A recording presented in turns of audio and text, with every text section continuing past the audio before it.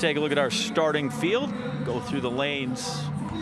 Starting on the outside in lane 8, he was 5th in the hurdles. An Olympic gold, Olympic Games semifinalist is C.J. Allen. And then we're the youngster Caleb Dean, the NCAA champ. At Texas Tech, he became the first man to ever sweep the indoor 60-meter hurdles and the 400-meter hurdle titles. He's 23 years old now. Yeah, he'd like his double to be the 100 hurdles, right. 110s and the 400s instead of going there. There's Alison Dos Santos. You watch him run. You saw him with the hurdles, and I just like that dude has trouble finding jeans that fit with that inseam for sure. Roshan Clark, you talked about him. We'll be quiet because they'll cheer for him.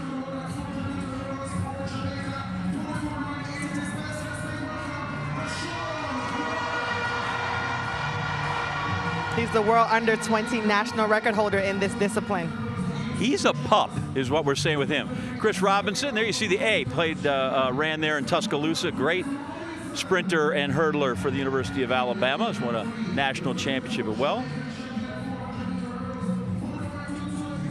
There's Malik James King from Jamaica, 4th in the 400 hurdles the first race.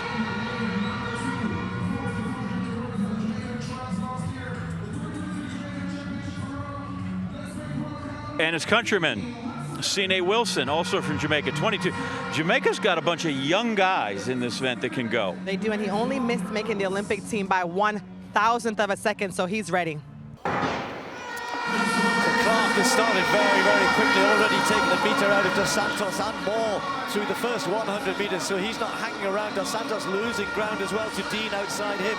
Down the back stretch, also going well is Chris Robinson, and the two Jamaicans are a little bit adrift at the minute in lanes 2 and 3.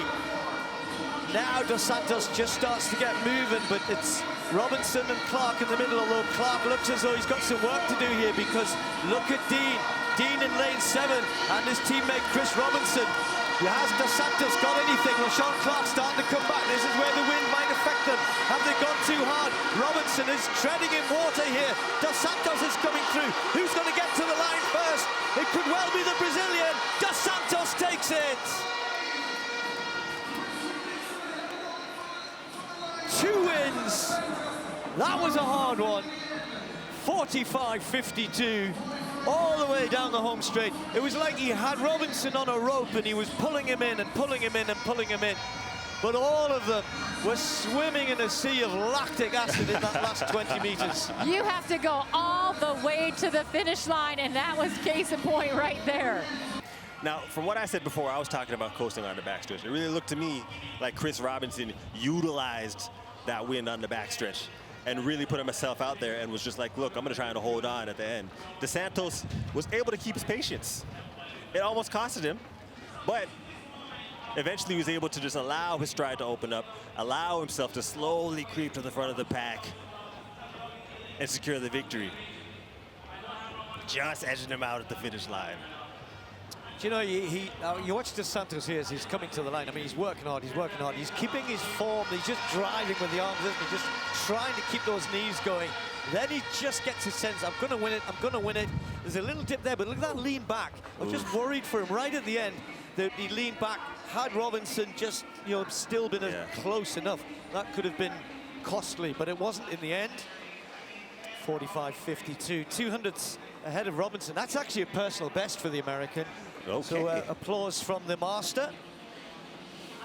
Again, great racing, fighting all the way to the line. When do you see that in April?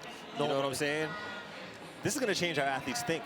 They're going to want to be running earlier in the season now to be able to put some times out and secure some money early in the season. Coach is going to have to adapt too.